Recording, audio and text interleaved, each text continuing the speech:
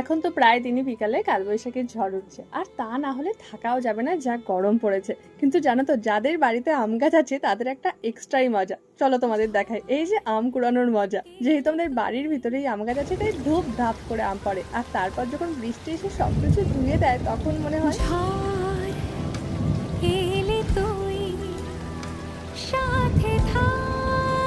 বাইরে ঝড় বৃষ্টি হওয়ার কারণে ওয়েদারটা তো খুব সুন্দর হয়ে গেছে, কিন্তু ভিতরটাকে ঠান্ডা করার জন্য এটার একটু দরকার ছিল। চলো ট্রাই করা যাক। তারপর বৃষ্টি থামতেই চলে এলাম আবার বাইরে আম কুড়োতে। দেখো কত সুন্দর সুন্দর আম পড়েছে।